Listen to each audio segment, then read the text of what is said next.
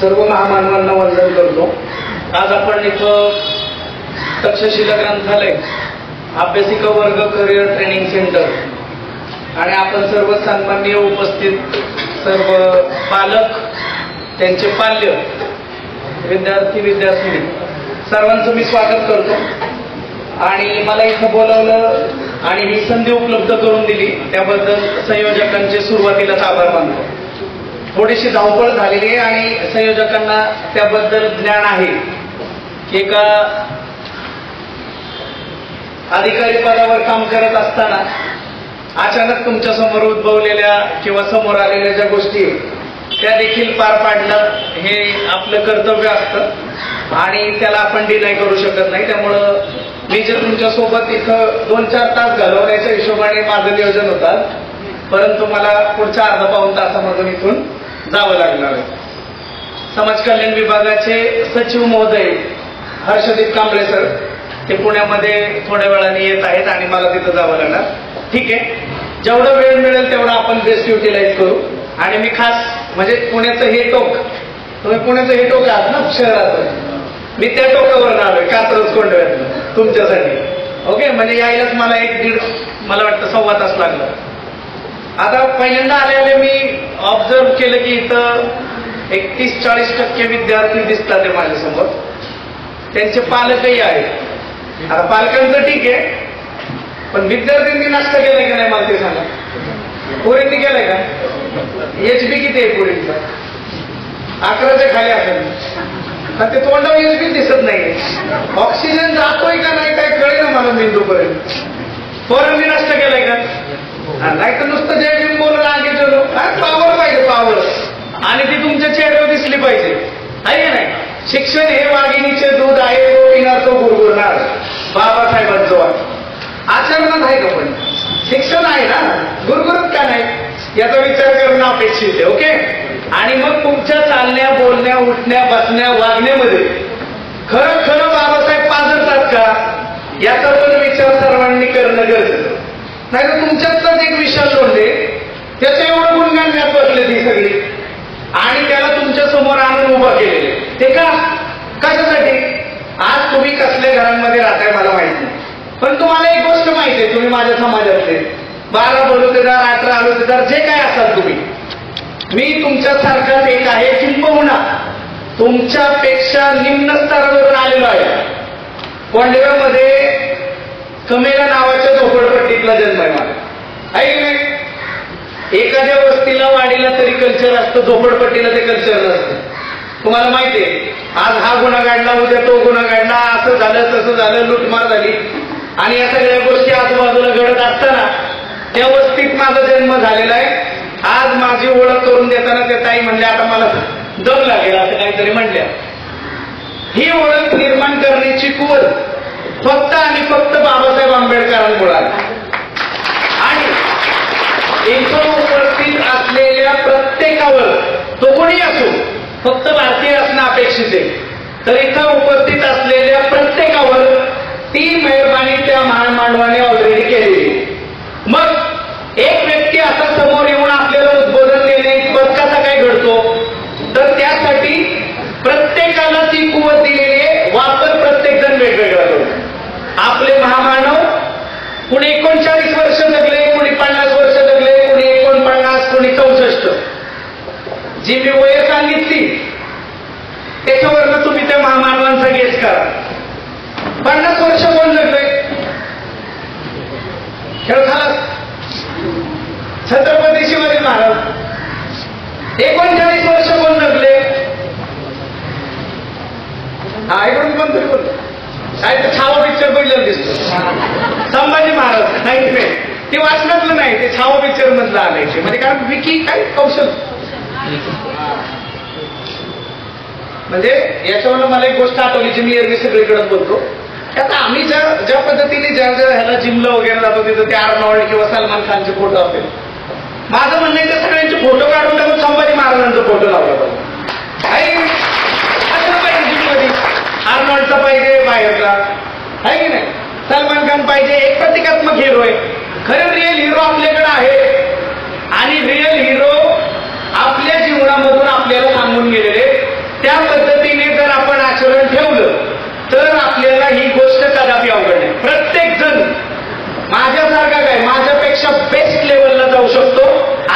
भागीदार नाही. आणि आता इथं उपस्थित असलेले पालक आणि आपले उपस्थित असलेले विद्यार्थी यांनी एक गोष्ट लक्षात ठेवायची की आपल्या महामानवांनी ज्या पद्धतीने जीवन व्यतीत केलं त्या पद्धतीने जर आपण त्यांच्या पावलावर पाऊल चालून जर जगण्याचा प्रयत्न जरी करू शकलो तरी देखील प्रत्येक जण त्या लेवलला पोहोचू शकेल. आज 3 तारीख आहे, ठीक आहे, मला तर शनिवार पण कळेल आणि रविवार पण कळेल, रोज बाहेर अगदी बायकोटीवर द्यायची उरली करणार काय. आम्ही तो असा घेतलाय ना, नाहीतर पगारी काम असेल तर सोमवार ते शुक्रवार 9:45 ते 6:15 विषय संपला. तुम्ही माझ्या ऑफिसला येऊन बघा, मी 10ला पण तास असतो, रात्री 8ला पण ऑफिसमध्ये जातात. का तर मला आपल्या लोकांना मदत करण्याची भावना माझ्यामध्ये निर्माण झालेली आहे आणि त्या पद्धतीने काम करत असताना सगळ्यांना न्याय देता येतो याबद्दल मला स्वतःचा अभिमान देखील वाटतो. माझ्या कार्यकक्षेत असलेली प्रत्येक गोष्ट पार पाडण्याचा प्रयत्न करतो. आज 3 तारीख 1 तारखेला अण्णाभाऊंची जयंती आपण साजरी केली ना. 1.5 दिवसाची शाळा शिकलेला व्यक्ती, परवाच्या एका व्याख्यानात मला 1.5 दिवसाच्या शाळेचं रहस्य समजलं. म्हणजे माझं काही एवढं वाचन नाही सर, मी आपलं जीवन जगताना जे मला समजलंय ते बोलतो तुमच्यापुढं. मी काय असं कुठलं मोठे मोठे खंड वगैरे घेऊन बसलेलो नाही. इंडियन कॉन्स्टिट्यूशन MPSC क्रॅक करायचे म्हणले होते पाहिजे म्हणून ते मला माहिती आहे ना की मी असा कुठल्या तरी पर्टिक्युलर जाती धर्माच्या मला आलो आणि मग मी पर्टिक्युलर धर्मग्रंथ किंवा एखादं हे किंवा एखादं संविधान वाचत बसणार, असं मी कधीही केलेलं नाहीये. परंतु जीवन जगताना ज्या ज्या गोष्टींचे अनुभव आले ते संवैधानिक रीतीने आपल्याला वापरता येतील, इतरांचं भलं आपल्या हातून होईल यासाठी आजीवन आजपर्यंत झगडते. म्हणून मी अशा ठिकाणी मला इथं बोलवलं जातं किंवा हट्ट केलं जातो, सर तुम्ही या, तुम्ही सांगा. ते म्हणतात ते सोनार आणि कान टोचले पाहिजे, असं मला येऊन लोक बोलतात. सर तुम्ही येऊन सांगितलं तर ते ऐकतील, कारण तुम्ही त्यातूनच गेलेला आहात. मग आपण अण्णाभाऊंची जयंती साजरी केली. मला ते रहस्य उलगडलं. 1.5 दिवसाची शाळा शिकलेला व्यक्ती, त्यांचं ते आपण जसं हे मॅडम बोलले हे काही की त्यांचं आपल्याला सांगता सांगता मला दम लागेल, तसं अण्णाभाऊंचं साहित्य सांगता सांगता मला दम लागेल. समजलं तर त्या लेवलचं साहित्य एका व्यक्तीने निर्माण केलं आणि या इतिहासामध्ये तो व्यक्ती अजरामर झाला, तुकाराम भाऊ साठे. आणि या अण्णाभाऊंनी ज्या पद्धतीने हे निर्माण केलं तर त्या 1.5 दिवसाच्या शाळेचं गमक परवा दिवशी, म्हणजे माझं वाचन असल्यामुळे मला आधी माहित होतं, परंतु परवा एक व्याख्याते आम्ही बोलवले होते, त्यांच्या व्याख्यानामधून आम्हाला ते समजलं की हा व्यक्ती पहिल्या दिवशी शाळेत गेला, वर्गाच्या बाहेर बसवलं. मास्तर ऑलरेडी सवर्ण ब्राह्मण प्रवर्गातील होते आणि गावातली सगळी जी त्यांच्या वयाची मुलं होती ती सगळी एका पर्टिक्युलर जाती धर्मातली होती. मग तू घ्या, तुला बाहेर बसवावं लागेल. पहिल्या दिवशी मी नाही केलं, मी बाहेर बसणार नाही, माझेच मित्रमंडळी सगळे वर्गामध्ये, मी आतमध्ये बसेल. परंतु मास्तरांनी अलाव नाही केलं. पहिल्या दिवस त्यांना वर्ग बाहेर काढावा लागला. शाळेतून घरी गेल्यावर त्यांच्या आईने विचारलं कसा होता पहिला दिवस तुकाराम, शाळा आवडली का? तुकाराम म्हणलं मला नाही आवडली. म्हणजे आपल्या अण्णाभाऊ साठे बोलले मला नाही आवडली. मग काय झालं, घडलेला सगळा प्रसंग त्यांनी सांगितलं. नेक्स्ट डे शाळेत जाण्यासाठी आईला त्यांच्या बाबतीत खूप प्रयत्न करावे लागले. त्या प्रयत्नांती ते शाळेमध्ये पोहोचले. शाळेत पोहोचल्यानंतर पुन्हा त्यांच्या समोर ते वर्गाबाहेर बस, तू मागास आहे, वर्गाबाहेर बस, तू मागास आहे. पुन्हा त्यांनी त्याला नकार दिला, बाहेर बसायला विरोध केला. विरोध एवढा टोकाला पोहोचला की त्यांनी मास्तरचं डोकं फोडलं. ते मी वाचलेलं नाही, मी कालच्या व्याख्यानात ऐकलं, ते मी तुमच्या समोर सांगतोय. त्याच्यात अतिशय रेग्युलर आहे, मला काही त्याच्याबद्दलचा बोध नाही. त्यांचं डोकं फोडलं आणि ती अर्ध्या दिवसाची शाळा संपली. म्हणजे कालचा एक आणि आजचा अर्धा, असं आपण लहानपणापासून ऐकून आलेलं आहे. 1.5 दिवसाची शाळा शिकलेला व्यक्ती नंतर ज्या पद्धतीने स्वतःला अक्षरांची ओळख निर्माण करतो, कधी मोलमजुरी करतो, कधी छक्कड गातो, कधी पोवाडा करतो आणि स्वतः आपल्या संयुक्त महाराष्ट्राच्या चळवळीमध्ये ज्या पद्धतीने योगदान देतो, त्यातून आजच्या अजरामर अण्णाभाऊ साठे आपल्या समोर येतात. आज आपण ज्या युगामध्ये जन्माला आलेलो आहोत तिथं तुम्हाला ChatGPT नावाचं माध्यम सगळ्या गोष्टी आयत्या उपलब्ध करून देते. विशाल नोंदीची गरज नाही सर, हे स्पून फिडिंग चालू आहे. समजलं, इथं विशाल नोंदीची गरज नाहीये. तिथं ChatGPT आहे, बिंग आहे, को पायलट आहे, तुम्ही अशा गोष्टींच्या अशा युगामध्ये आहात. म्हणजे माझा जन्म 1988 आहे सर. नोव्हेंबर महिन्यात मी 4 तारखेला जन्माला आलो. 20 नोव्हेंबर 1988 ला 100 किलोमीटरवर असलेल्या माझ्या आजीला 14 ते 15 दिवसानंतर कळलं तुला नातू झालाय. आता इथं अमेरिकेत बाळ होत असलं तर लाईव्ह व्हिडिओ येतोय. हे देखो मम्मी आपका पोता आहे का नाही. त्या जमान्यात आम्ही जन्माला आलो होतो. आजच्या जमान्यात तुम्ही जन्माला आलेला आहात. 2011-12 मी स्पर्धा परीक्षांचा अभ्यास करतो. लातूर, उस्मानाबाद म्हणजे तत्कालीन उस्मानाबाद, आजचं धाराशिव किंवा अशा सगळ्या दुर्गम भागातनं जे विद्यार्थी एखादं पुस्तक मिळण्याची अपेक्षा करत होते त्या विद्यार्थ्यांना आप्पा बळवंत चौकात आल्याशिवाय किंवा पुण्याच्या एखाद्या मित्राला फोन करून आम्हाला एक्स नावाचं पुस्तक लातूरला पाठव कुरिअर, ते काय म्हणतात पोस्टाने, याच्याशिवाय कोणताही उपाय नव्हता. आज युट्यूब ओपन केलं तर एखादं पोरग पोरगी तिने मनाशी जर ठाम निर्णय घेतला आणि म्हणलं मला पुणे जिल्ह्याचा कलेक्टर व्हायचंय तर कुठलाही रुपया खर्च न करता तो युट्यूबच्या माध्यमातून, टेलिग्रामच्या माध्यमातून कलेक्टर होऊ शकतो. पण त्याला एक प्रायर कंडिशन, आता दीप भव, ते जर नसलं झालं तर मग युट्यूबवर थोड्या वेळाने लगेच छोटा पुढारी दिसणार आणि गोलीगत सुरत चव्हाण दिसणार. हे जर तुमच्या लाईफमध्ये तुम्ही विद्यार्थ्यांनी आणि आपल्या पाल्यांना शिस्त लावायची म्हणून पालकांनी अंगीकारलं तर अशा व्याख्यानांची गरज पडणार नाही. का गरज पडावी. माझी पोरगी आता 4 वर्षांची होईल. तिचं नाव मी साऊ ठेवलेलं आहे. साऊ कोणी मुलींनी सांगा, मुलांचं जाऊ दे, मुलांना असं बी काय माहित नसतं. तुम्ही सावित्रीबाई फुले, सावित्रीबाई फुलेवरून मी तिचं नाव साऊ ठेवलेलं. मग नाव ठेवून भागत कसं, नाव ठेवून ती साऊ होईल अशक्य. बरोबर आहे. कोणीतरी लेबलिंग थेअरी देऊन गेलेलं आहे, ते तुम्ही नंतर अभ्यासात कधीतरी आयुष्यात वाचाल. आहे की नाही. एखाद्याला तू म्हणलं नाही तू चोरत आहे, तो चोर नसला तरी पण एक वर्षभरात चोरी करत. हे तू कान फुटे, एखाद्यावर तुम्ही कान फुटे बोलला तर त्याला कान फुटलेला नसला तरी तो कानात हात घालून बघणार काय तू वगैरे आलाय का. असाच एक प्रयोग करण्यासाठी मी माझ्या लेखीचं नाव साऊ ठेवले. पण पालकांनी ऐका, हे यांच्याकडे नंतर येणार 4-5 वर्षांनी. तो रोल ग्रॅज्युएट झालं काय करणार आहे तुमचा बाप. नाही शिकली तर, आणि हे नाही शिकले दणका पृष्ठभागावर चल तिकडे पळ.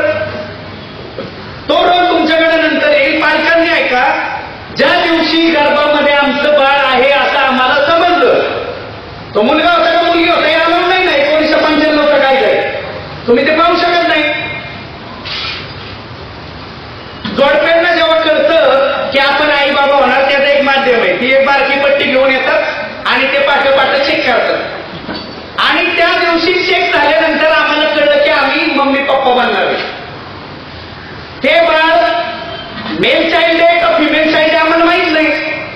परंतु त्या दिवसापासून आजचा गायक आम्ही अशा पद्धतीने वावर ठेवला की ती गर्भात असताना आमची लेक आम्ही माझ्या बायकोला छत्रपती शिवाजी महाराज, फुले शाहू आंबेडकर, सावित्रीबाई रमाई यांची पुस्तकं वाचायला लावली. नाव ठेवल्यावर साऊ म्हणणार आहे नाही. त्या पद्धतीने संस्कार पण करावे लागतील. आणि मग आज तुमची अपत्य जन्माला येऊन बाहेर पडलेली असून 10वी-12वी किंवा एखादं ग्रॅज्युएट झालेलं तुमचं अपत्य असेल तरी देखील पालकांनी असे संस्कार करणं थांबवू नये. मग आम्ही थांबवलं का नाही. आम्ही काय केलं, आमच्या बाळाला आम्ही इतर सगळी जोडपी बघतोय आजूबाजूला, मोबाईल हातात दिल्याशिवाय ते बाळ जेवण करत नाही. आमचं बाळ त्याच्याकडे हुंगून पण बघत नाही. बिना मोबाईल हातात असता जेवती तिच्या पद्धतीने जगती. जे पण गोष्ट समोर येईल त्याला त्याच पद्धतीने ग्रास करते. कुठंतरी विरंगुळा म्हणून आमच्या घरात तर ते तुम्ही काय करता, ते डिश टीव्हीला रिचार्ज करता ना महिन्याचं, ते माझ्या घरात रिचार्ज नाही. आम्ही कधीतरी बातम्या पाहिजे तर युट्यूब लावतो आणि युट्यूबवर बातम्या पाहतो का तर दिवसभर काय घडलेलं आहे, कुठं यवतला काय झालं, दंगल झाली, आता हे बघितलं पाहिजे. मग हे सगळं करत असताना विरंगुळा म्हणून आम्ही तो एक कॉमेडीचा मराठी सिरियल पाहतो. कुठला ते नाव सांगा. ते बघा हास्य जत्रा. नाही चला अवध्याची हवा गेली आता. हास्य जत्रा आहे. माझ्या लिखीचं सांगतो तुम्हाला आपल्याला कशा पद्धतीने पुढे घडवावं लागेल. 4 वर्षाची पोरगी 2-3 एपिसोड पाहिल्यानंतर त्यातली एक पोरगी ऍक्टर जी आहे नटी, आमच्या 4 वर्षाच्या पोरींनी रात्री आम्हाला धक्का दिला. रात्री तो उदाहरण ती म्हणते पप्पा ही प्रियदर्शनी आहे. आम्ही दोघं हँग. म्हणजे हिनी हे एवढं ध्यानात ठेवून ग्राफ कसं काय केलं हेच विचार करून आमच्या दोघांची बुद्धी भ्रष्ट व्हायला आली की ती म्हणते पप्पा ही प्रियदर्शनी आहे. बरं नावही परफेक्ट घेतलंय. म्हणजे तुम्ही जर त्या पद्धतीने एवढ्या लहान बाळावर जर प्रयोग करू शकता तर ह्या तर मातीचे गोळे अजून त्या पद्धतीने न घडता अर्धे घडलेले आणि त्या लेवलला जाऊनच या विद्यार्थ्यांवर तुम्हाला लक्ष देणं गरजेचं आहे. पालकांचा रोल भारतामध्ये चुकलाय. तो कुठं बरं त्यांची चूक नाही. मी आजही माझ्या आई बापाला अत्युच्च लेवलचं धन्यवाद देतो कारण त्यांनी आम्हाला 2 वेळचं अन्न घालून जिवंत ठेवलं. आपल्या समाजाची कंडिशन आहे 2 वेळचं अन्न खाण्यासाठीची भ्रांत मग आहे. मग ती भ्रांत आहे तर आपण पण जागलं पाहिजे. 13, 14, 15 वर्षाचा असताना तर 200 रुपये महिन्याने पेपर टाकलेत मी दुसऱ्याच्या दाराकडे. एका इंटरव्ह्यू मध्ये विचारलं गेलं मला पेपर टाकणारा मुलगा ते जनमानसांसाठी पेपर सही करणारा अधिकारी तुम्हाला कसं वाटतं. आता काय उदाहरण काय सांगू. मी म्हटलं बाबा मला जे वाटतं ना त्याची फिलिंग माझीच मला माहिती. कारण जावे त्याच्या वंश तेव्हा करे. आता मास्टरचा जर पोरगा असतो मी आणि त्याला जर 60-70 हजार पेन्शन असती तर मी काय अधिकारी झालो. मी आपलं JM रोड FC रोड हे ते इकडं तिकडं त्या टाइमपास मध्ये माझी जिंदगी गेली असती. कधी खडक वाजलेत कधी सिंहगड आहे का. असो ज्यांच्याकडे बॅकग्राऊंड नाही आहे त्यांनी ती बी माझ्या घरात आम्हाला करता नाही आली. बरोबर आहे. मग आजच्या विद्यार्थ्यांनी नेमकं करणं काय अपेक्षित आहे तर आपल्या मागच्या पिढ्यांमध्ये जी अशी माणसं घडलेली आहेत त्यांचं जीवन आपल्या समोर आहे. ऐकतंय का आता तुम्हाला 8 वर्ष जंगलात जावं लागेल सम्यक मार्ग काय ते शोधायला. बुद्ध आधीच गेले होते ना. त्यांनी ऐकतं सांगितलेलं ऐकतं. आज आपण जे कोणी जगत आहोत त्या सर्वांना सगळ्या गोष्टी ऐकते. आता आपण मोर्चा घेऊया एज्युकेशन लढत. मला आपले विद्यार्थी भेटतात सर आम्ही गरीबा घरी जन्माला आलो आम्ही गावाकडचे आम्हाला इंग्लिश येत नाही आम्हाला गणित येत नाही आम्हाला ह्याव नाही आम्हाला त्याव नाही आणि मग आम्हाला आमचं पुढचं एज्युकेशन घ्यायला अडचण निर्माण होते. तुम्हाला एक सांगतो भारत देश स्वातंत्र्य झाल्यानंतर 26 जानेवारी 1950 पासून आपल्या सर्वांना समान अधिकार आहेत समान संधी आहे समान दर्जा आहे. तुम्ही जर कॅप राऊंड मधून ऍडमिशन घ्याल आपली गुणवत्ता सिद्ध कराल तर आपल्या प्रत्येकाला एज्युकेशन फ्री. आता कित्येक जण उठून मला म्हणतील सर आम्हाला काहीच मिळालं तर ते तुमचं अज्ञान होतं आणि आपल्या अज्ञानाचं खापर दुसऱ्याच्या डोक्यावर फोडणारी जनता म्हणजे भारतीय माणूस. समजलं. तर आपल्याला त्या पद्धतीने ज्ञानार्जन करणं गरजेचं आहे.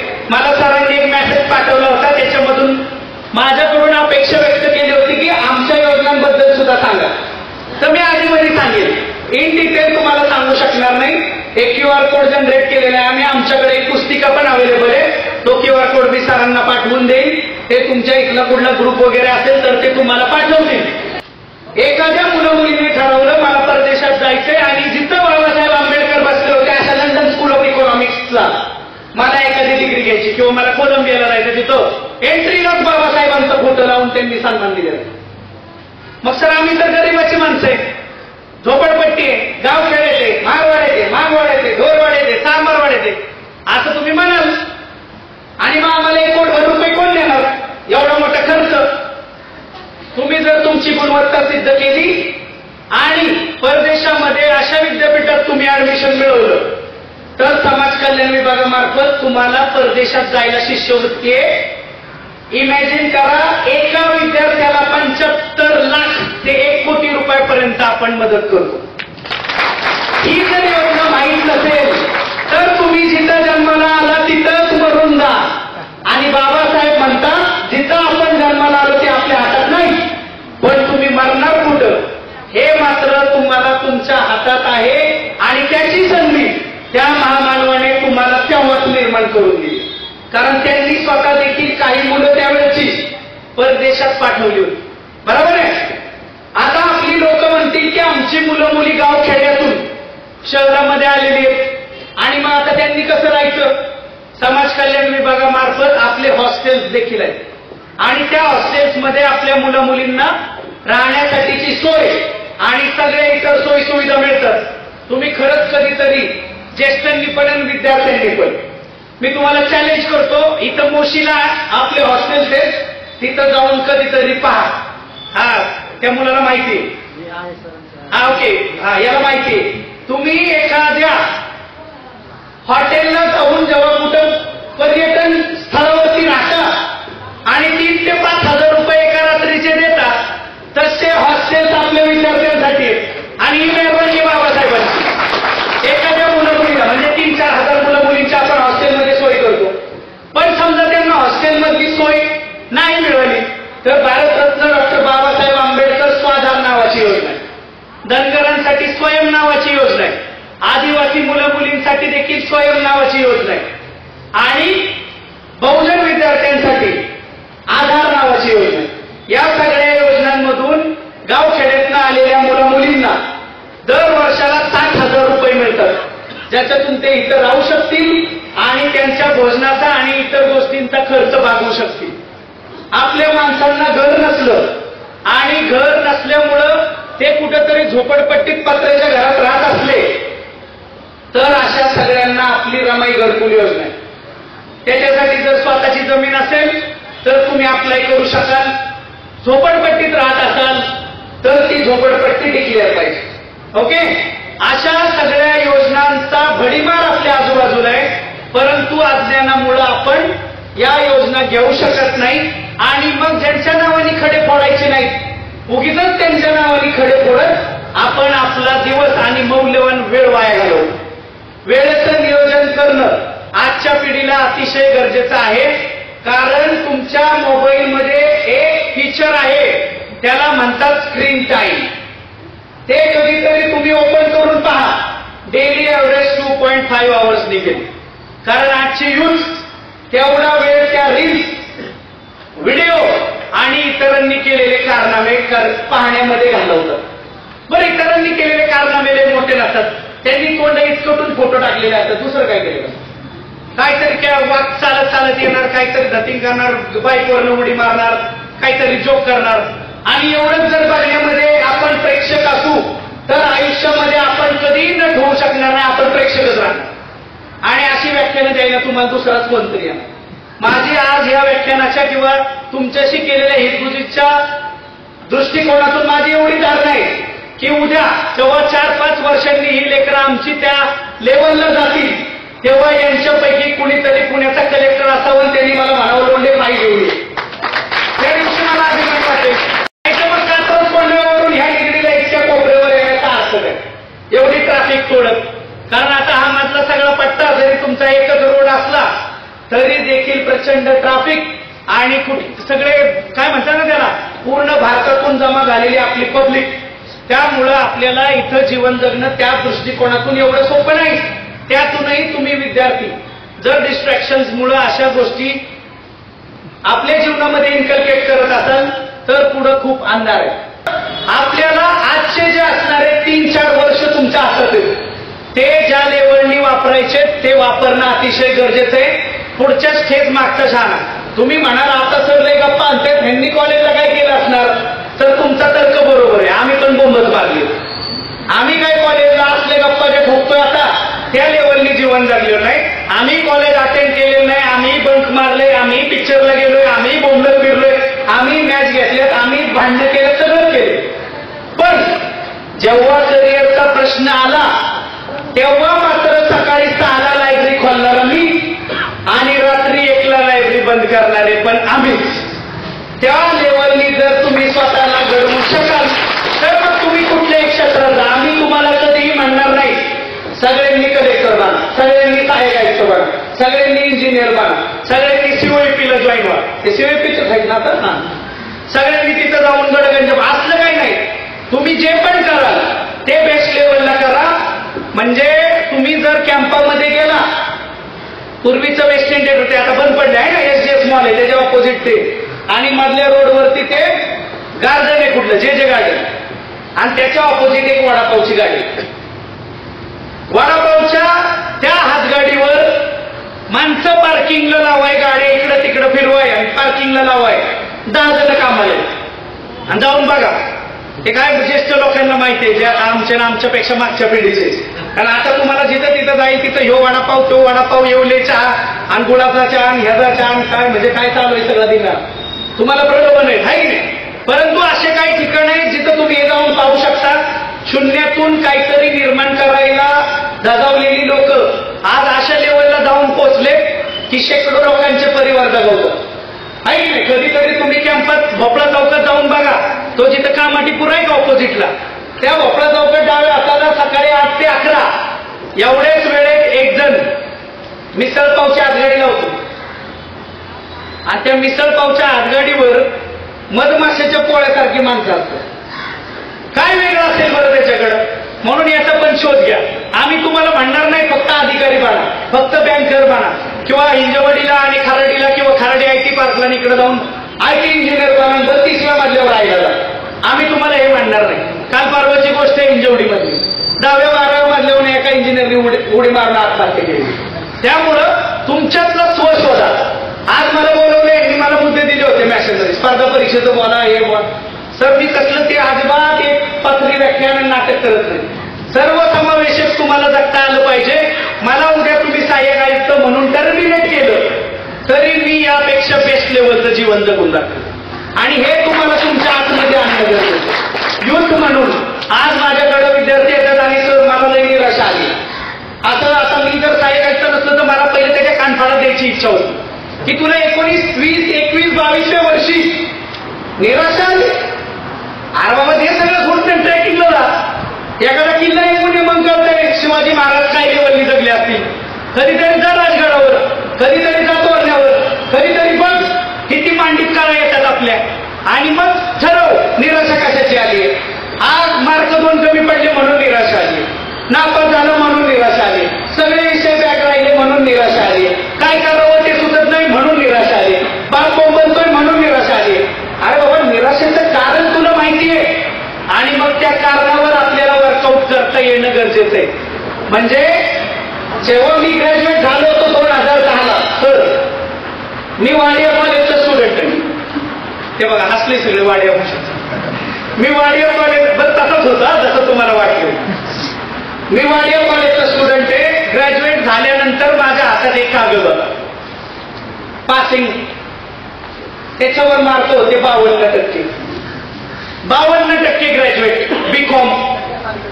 टॅली नाही, काय नाही, काय नाही, कसलाय CS नाही, CA नाही, कुछ नाही.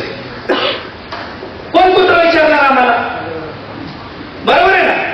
हडपसरच्या एका ते बगरपट्ट्याचा गोल राऊंड कंपनी आहेत का सगळ्या आतमध्ये, तुम्ही कोण गेला असेल आय डोंट नो, पण बगरपट्टा सिटीमध्ये आत गेल्यावरती तो जो राऊंड आहे आणि तिथे एक कंपनी नव्याने आली होती 2010च्या नंतरची मध्यवधीची गोष्ट आहे. आणि त्या कंपनीत इंटरव्ह्यूला गेलो. ते माझे मार्क्स आणि ते माझा अवतार बघून त्यांनी मला फाड इंग्लिशमध्ये बोलला आणि म्हणला यू आर रिजेक्टेड. म्हणलं का? We are thinking that you will be not able to talk in English. अरे म्हणलं पण तुम्ही माझ्याशी बोलला कुठं? नाही म्हणलं रिजेक्ट. बरं झालं रिजेक्ट केलं, नाही तर तुम्हाला सहाय्यक तर भेटला असता. केलं रिजेक्ट. कारण आपल्या पुण्यामध्ये किंवा मुंबईमध्ये किंवा बँगलोरमध्ये किंवा कोलकात्यात ही 10वी 12वी आणि ग्रॅज्युएट झालेली पोरं लगेच 20-25 हजाराची नोकरी मिळते आणि मग ते होतात सॅटिस्फाईड. कारण बाप 50च देत असतो ना दिवसाला खर्च आहे. आता 50 हजार, आमच्या वेळी 10च होतं, 10-20 आहे की नाही. आम्ही आपलं विना तिकीट प्रवास दंड ₹50. आमचं आपलं चालायचं, इकडून कंडक्टर चालला की इकडून खाली. हे मी केलेलं आहे ना सगळं, म्हणून का असलं काय तुमचं. मी म्हणलं तुम्हाला, मी मास्तरचा बँकरचा ह्याचा त्याचा पोरगा असतो तर काय मला या स्टेजवर येण्याची संधी मिळाली, आय नो दॅट. समजलं? तर आज तुम्हाला त्या लेवलनी या गोष्टी प्राप्त होतात ते. आणि आमच्या वेळची ना आमच्या मागच्या पिढ्या, आता आमचा बाप 72च्या दुष्काळात असणार आहे, बरोबर आहे? त्यांची तर वाच कंडिशन, ते आम्हाला गुरुगुरु सांगतात 97-98ची गोष्ट आहे, आम्ही 7 रुपयात आठवड्याचा बाजार आणायचो. म्हणजे आम्हाला 7,000 पण पुरेला आठवड्याला, म्हणजे 20-30,000 रुपये 40,000 महिना जातोय. तुम्ही पुढे 1 लाख रुपये घालवले तर काय वावगं नाही. कळलं? मी परवा एक फ्लायर पाहिलं होतं की आजचे 1 लाख रुपये 2050 साली किती असतील, म्हणजे असायला 1 लाखच असणार आहे, पण त्याची व्हॅल्यू किती असेल? तर त्या 1 लाख रुपयाची व्हॅल्यू असेल 29,000 रुपये. आणि अभ्यास पूर्ण मांडणी होती सगळी. म्हणून तुम्ही एक गोष्ट समजून घ्या, बाप लाखात असेल तर तुम्हाला 10 लाखात जावं लागेल. नाहीतर मी अशी उदाहरणं पाहिलेली आहे, रात्रीत सगळी संपत्ती घालवलेली अपत्य सुद्धा जन्माला येतात, आहे की नाही? म्हणजे विशाल लोंढेला काय घ्यायचंय, पण साऊ जी आमची आहे ती पुढे अशीच कर्तृत्व निघेल याची गॅरंटी काय? म्हणून ते करण्यासाठी आपल्याला त्याच्यामध्ये त्या अपत्यांमध्ये त्या पद्धतीने संस्कार इन्कल्केट करणं गरजेचं आहे. जन्माला घातलं, समाजाच्या गावगाड्यात दिलं टाकून, आणि मग तर ते शेवटी कुठेतरी खून पाडलं कळतंय, अरे आम्ही कमी पडलो. कारण इथं उभा असलेला विशाल लोंढे आणि एवढ्या जेलमध्ये असलेला विशाल गायकवाड, अरे फरक काय? दोघंही आईच्या पोटातनं बाहेर आले आणि दोघंही त्याच परिस्थितीत वाढले. नेमकी चूक कुणाची आणि कुठं घडली याचं देखील भान आपल्याला या गोष्टी पार पाडताना गरजेचं आहे. समजून घ्या, आपण अपत्य जन्माला घातलं म्हणजे लई जगात मोठा बाजीराव झाला असला काही विषय नाही. तुमच्या पिढ्या घडल्या का? आज आमच्या आई बापाला ज्या पद्धतीने हवा करण्याची संधी मिळत असेल ती प्रत्येकाला मिळावी असं आम्हाला वाटतं. आणि त्यामुळं अशा ठिकाणी अशा लेवलच्या कार्यक्रमांना मी पळत असतो आणि विद्यार्थ्यांशी सर्वांशी झूज करत असतो. बोलायला मी आणखी खूप वेळ बोलेन, परंतु पुढचे 10 मिनिटं अजूनही थांबतो, कारण मला निघून तिथं पोहोचायचंय. पुढचे 10 मिनिटं थांबतो आणि आपल्या विद्यार्थ्यांमध्ये कोणाला काही प्रश्न असतील तर त्यांनी तुमचा मोठा भाऊ म्हणून बिंदास विचारा. ते साहेब ऐकतं विसरून जा, नाही तर तुम्ही विचारणार नाही. कसं विचारू सरांना? मग आता आम्हालाच माहित नाही. मी म्हणतोय एकदम असा काय म्हणतात त्याला, एकदम न ज्ञान असलेला प्रश्न विचारला तरी चालेल. You all are free to ask me. आणि पहिले तोंडावर जे तुमच्या म्हणजे असेल तुम्ही हसत का नाही यार? हे बघा, तुमचं जे व्यक्तिमत्व आहे ना ते आतलं बाहेर येत असतं बरं. आणि तुम्ही किती आतमध्ये कशा लेवलची कमजोर आहात, हे आहात, धाडसी नाही किंवा उल्हासी नाही, हे सगळं तोंडावर कळत असतं. ऑलराईट, कोणाला काय प्रश्न आहे? तर मला ते समाज कल्याणच्या योजना विचारायचं होतं. ते द्या ना मी QR कोड. या असलं मला माहिती, तुला शिकवलेला प्रश्न बस का? हे असली बघा काय गरज नाही त्याची. मी तुम्हाला असा QR कोड देऊन जातो, दिवसभर हरिनाम पठण करा आणि त्या योजना इतरांना सांगा. ते सलमान खान म्हणतो ना, ते लोक मदत की आधी 3 लोक हो करत, तसं करा. हा चालेल चालेल. तुम्ही मॅचवर विधा एक प्रश्न विचारा, या लेकरांनी काही विचारलं तरी चालेल. हा, तर UPSC सुपर 40 याबद्दल आम्हाला कळू शकेल का? हे बघा, ही माझ्या धारणेतनं सुरू केलेलं मी माझा वैयक्तिक प्रोजेक्ट आहे. म्हणजे मी आजपर्यंत जनमानसामध्ये 13 वर्ष झाले माझी नोकरी आहे आणि आधीचं 20-22 वर्ष ते झोपडपट्टीतली जिंदगी. याच्यातून मला एक गोष्ट कळली की आपली माणसं जीवाधारली, मोठी झाली, पुढे गेली, ती 58-60ला समाजात येतात आणि म्हणतात आता मी समाजासाठी करतो. मरताना नका करू ना. आता असंही तुम्हाला जायचंच आहे 3-4 वर्षात, नका करू. मी आहे 35-36 वर्षाचा आणि मी 40 पोरांना दत्तक घेतले माझ्या रिसोर्सेस मध्ये. त्याला आम्ही नाव दिलं सुपर 40. आणि ही विद्यार्थी आम्ही आता आमची दुसरी बॅच चालू आहे. आम्ही असे विद्यार्थी सिलेक्ट करतो जे बहुजन प्रवर्गातील असतील, 2.5 लाखाच्या आत इन्कम असेल आणि ज्यांचे पुण्यामध्ये राहून UPSC सारख्या कलेक्टर SP बनण्याच्या स्पर्धा परीक्षेसाठीची ते तयारी करत असतील आणि त्यांना स्वतःचा खर्च भागवता येत नसेल. अशा विद्यार्थ्यांसाठी मी स्वतःच्या संकल्पनेतनं एका माझी साऊ फाउंडेशन देखील आम्ही स्थापन केली.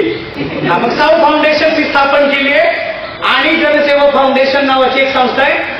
आम्ही कोलॅबरेशन मध्ये 40 मुलं मुली दरवर्षी सांभाळतो. त्यांना पूर्ण वेळ जेवण, राहणं, खाणं, अभ्यासिका, अभ्यास करायला iPad पर्यंत उपलब्ध करून दिलेले. आणि आपले हे लोकांच्या विचारांचे वारसदार म्हणून अधिकारी म्हणून काम करतील, अशी ती संकल्पना. आणखी कोणाला काय प्रश्न? ग्रॅज्युएशन कम्प्लीट लागतं का? बट ऑब्वियस बाळा, ग्रॅज्युएशन कम्प्लीट लागतं आणि तुम्ही युपीएससीची प्रिपरेशन केलेली पाहिजे. अजून कोणाला काय प्रश्न नसतील तर मला सोपा मार्ग मी लगेच निघणार तुमच्या भाषेत कळली. आता 10th मध्ये आहे, तुम्ही आता जशी टीनेज मध्ये आली आहे, तुम्हाला खूप नाही का सर्वांकडून काय काय कळतं ऑप्शन्स वगैरे, मग त्याच्यामध्ये कन्फ्युजन होते. म्हणजे नक्की आपलं कुठलं करेल निवड, म्हणजे आपले पॅशन जे आपले टॅलेंट आहे त्याचं एक रिलेटेड वेगळं, पण आपण अजून काय आपल्याला पुढे कोणतं जास्त चांगलं करायचं असेल तर ते त्यामध्ये खूप सारं कन्फ्युजन होतं. आता लक्षात घे, हे सगळेच जण करतात, आजूबाजूला त्यांना वाटतं की लय ज्ञान आहे आपल्याकडे. मी म्हटलं तुला, आम्ही पण तीच माती खाल्लेली असते आणि मग आम्हाला केस लागल्यावर अक्कल आल्यानंतर आम्ही तुम्हाला सगळ्यांना सांगत असतो, बरोबर आहे.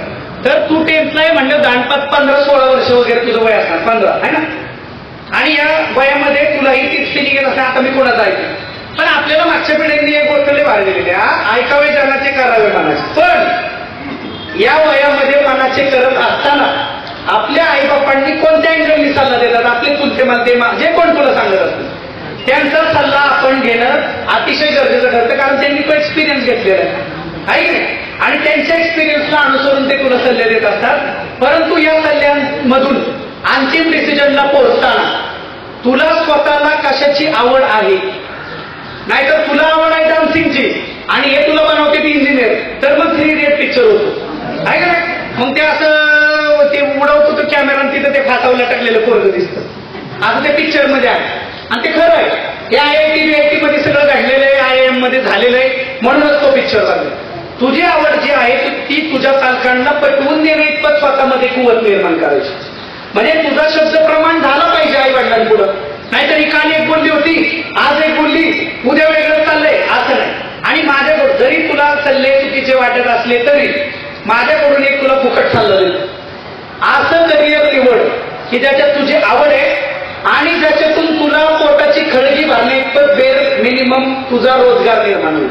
आणि नंतर मग हे सगळं कर, स्पर्धा परीक्षा कर, काही कर, तुझे कुठले छंद जोपास, काय तुला गाणं म्हणायचंय गाणं म्हण, तबला वाजवायचा तबला वाजव, पेटी वाजव, काही कर. पण पुढं तुला गुलामीमध्ये ढकललं जाईल असं काही करू नको, कारण तू भारतीय स्त्री आहेस. आणि तेव्हा हिंदू कोणती रामन बाबासाहेब लढले होते ज्याच्यासाठी, आजही जर आपल्या स्त्रियांनी तेच केलं तर याच्यापेक्षा दुसरी दुर्भाग्याची गोष्ट नसणार. उद्या जरी नवरा पागल निघला, नाकारा निघला, तरी तू सक्षमरित्या जगली पाहिजे, या दृष्टिकोनातून तुझी वाटचाल चालू दे. ओके, अजून हा विचार.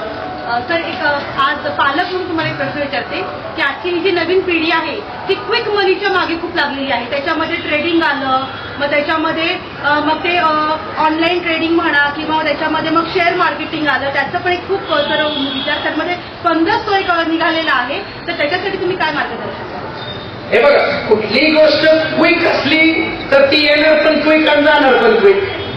त्याच्यामुळं सस्टेनेबिलिटीकडे आपण फोकस केलं पाहिजे. आता जसं ताईंनी उल्लेख केला की ट्रेडिंग अँड ऑल, तर ते ट्रेडिंगचा डेटा आहे माझ्या डोक्यात. म्हणजे ट्रेडिंग करणाऱ्या 100 जणांपैकी 7 जण फक्त प्रॉफिटमध्ये असतात, 93 जण लॉसमध्ये असतात. लक्षात घ्या, असंच सगळीकडे. तुम्ही कुठलीही गोष्ट करा, त्याच्यामध्ये जर तुम्ही स्वतःचा जीव ओतत असाल, स्वतःचा काय म्हणतात ना प्राण पाण्यावर लावत असाल, तर तुम्हाला यश मिळणार आणि ते सस्टेन राहणार. जर तुम्ही टाइमपास मध्ये क्षुल्लक गोष्टी करण्यामधून जर ह्यूज लेवलचं तुम्हाला काहीतरी पुढे एम असेल तर ते होणार नाही. म्हणजे 2013 साली मी PSI झालो होतो, पोलीस सब इन्स्पेक्टर. 86 किलो वजन होतं सर माझं. म्हणजे आई बाप आता आपली पोरं कसं गरिबी किती पण असू पण दणदणीत खाऊन पिऊन राहणार नाही का. आमची बी आहे, आम्हाला दर रविवारी 4-4 बिर्याणीच्या प्लेट टाळायची आहे का नाही. दर बुधवारी मटण आहे, शुक्रवारी मटण आहे. आपल्या घरात काय झालं आणि ते परत दुसऱ्या दिवशी उरलं की ते माझ्याच माती आहे. मी होतो 86 किलोचा आणि PSI झालेल्या दिवशी 1 वर्षामध्ये मी होतो 68 किलोचा. आता इथं उभा इथं बसलेल्या सगळ्यांना मी त्यांच्या जिमची फी भरतो 1 वर्षाची. त्यांनी मला अख्ख्या एका वर्षात 20 किलो कमी करून दाखवलं. होत नसतंय. हा चला सरांनी जिमची फी भरली आता मी जातो, अजिबात होत नसते. कुठं कुठं घाम फुटण कळणार नाही तुम्हाला, कळलं. आणि त्याच्यासाठी घाम गाळावा लागतो. आता मी म्हणलं असतं आता उद्या जाऊन PSI ग्राउंड देतो आणि मी आता पोलीस सब इन्स्पेक्टर होतो, तर तसलं काय होत नसते. Nothing is quick. हा क्विक असलं तर काही नाही, वीज पडून माराल एवढंच क्विक असते. ह्याच्या पुढे क्विक काय नाही, त्याच्यापेक्षा क्विक आहे की नाही. व्हिडिओ बघता ना तुम्ही लोक, नारळाचं झाड पेटलं, हे पेटलं, त्याच्यावर वीज पडली, विमानावर पडली, सगळ्यात क्विक तीच आहे, त्याच्यापेक्षा क्विक काही नाही. आणि ती सस्टेनेबल असती का? नाही. चमकती, गायब होती, एका दुसऱ्याचं बळी घेते. त्यामुळे तुम्ही त्या भानगडीत पडता कामा नये. सस्टेन जे करेल तीच गोष्ट जीवनामध्ये तुम्ही अंगीकारा, तरच तुम्हाला पुढे जाता येईल. अजून last question. I have to go. Question वगैरे काय नाही. मी पण वाडियाचा विद्यार्थी आहे. त्यावेळेस भावकी मी ज्यावेळेस वाडियाला होतो तू नवरोजला होता का कशाला? नवरोजीला होतो मी नेसवाडी. तर मग तिथं ज्यावेळेस 2016ला मी स्वधार योजना आली, त्यावेळेस मी फर्स्ट इयरला वाडियाला ऍडमिशन घेतलं. तर त्यावेळेस मग इथं काय राहायची व्यवस्था नव्हती. त्यावेळेस सर समाज कल्याण होते तिथं. त्यावेळेस मग स्वधार योजना मिळवण्यासाठी सरांनी खूप मार्गदर्शन लाभलं तिथं. त्यावेळेस थँक्यू सो मच. आज इथं तक्षशिला ग्रंथालय, अभ्यासिका वर्ग, करिअर ट्रेनिंग सेंटर यांच्या माध्यमातून आज हा प्रोग्राम आयोजित झाला. आपले दुसरे वक्ते पण इथं सर बोलणार आहेत ना, त्यांचं पण आगमन झालेलं आहे. ते पुढं आपल्या सर्वांशी संवाद साधतील. तरी देखील मागचा पाऊण तास तुम्ही सर्वांनी मला सहन केलं. ते आता डायट यूपीएससीचा अभ्यास करतो, तर मला काय म्हणत होतं हार्ड वाटलं सर एमपीएससी चांगल्या यूपीएससी म्हणजे तसंच नाही बरोबर आहे त्यांचं कन्सर्न. परंतु आता याच्यामध्ये 2-3 गोष्टी आहेत. तुमच्या मुलीचं वय, तुमच्याकडे असलेला पैसा पाणी. मी लय स्पष्ट बोलतो, कारण कशाला आणता येत नाही ना. हा तुमचं त्या मुलीचं वय, तुमच्याकडे असलेलं बॅकग्राऊंडला पैसा पाणी आहे की नाही, आणि तिची असलेली या खोपडीतली लायकी शब्द वापरतो मी ज्या त्या ठिकाणी. लय काय त्याला आपलं गुलूगुलून बोलून बोलण्यात काही मजा नाही. आपल्याला जर 1895 माहित नाही तर मग आपण त्या भानगडीत पडायचं नाही. हे पहिलं क्रॉस चेक करा. नाही तर नुसती कॉलेजची डिग्री घेतली म्हणून नाही चाललाय शानपणा, असलं काही करू नका कोणी. मग तो कॉम्प्युटर काय म्हणा, इंजिनिअरिंग असू नाही तर IIT माती खाल्लेले बघितलेत आम्ही सगळे त्या UPSCच्या एक्झाममध्ये. ओके, तर 3 गोष्टींचा तुम्हीच तारतम्य बाळगून अभ्यास करा. तुम्ही तिला किती दिवस बिना लग्नाची ठेवणार आहे? तुमच्याकडे तिला 4-5 वर्ष पोहताय पाहिजे का? आणि त्या पोरीला तेवढी अक्कल आहे त्या अभ्यासाची. या 3 गोष्टींचं तारतम्य बाळगा. ऑलरेडी तिने चांगली डिग्री घेतली, कॉम्प्युटर सायन्स, कॉम्प्युटर इंजिनिअरिंग. काय केले? आसामला. म्हणजे तिला 70-80 हजार पगार असाही चालू होईल कुठल्याही कंपनीत गेली तरी. मग तुम्ही 2-3 वर्ष अशा पद्धतीने ट्राय मारू शकता. खरंच निर्णय झाला तर काय करायचंय, कसं करायचं याच्यासाठी तुम्ही माझ्या ऑफिसला या, आपण सविस्तर तिच्याशी बोलू. निर्णय तुम्हाला घ्यायचा. मी काय पण गुलगुलू बोलून जाईल, तुम्हाला बोंब होईल तुमची. परत लग्न करू काही ना, आता तिला एकदा अभ्यासाचा लळा लागला की तो तुमचं ऐकत नसतं आणि ती 100-125 काय घेऊ वाटणार तर ती परत तुम्हाला ठोकणार. पप्पा या कलमध्ये हे लिहिलंय, उगा नाटकं करू नका. हा डोमेस्टिक व्हायलन्स हे म्हणतो, डावरी ऍक्ट हे म्हणतो, आणि अजून काय माहितीचा अधिकार हे म्हणतो, बापाची कर्तव्य, पाल्याची कर्तव्य, ज्येष्ठ नागरिक कायदा बसा बोलतो. त्यामुळे ज्याला ज्ञान येणार ती पोरगी का पोरग आहे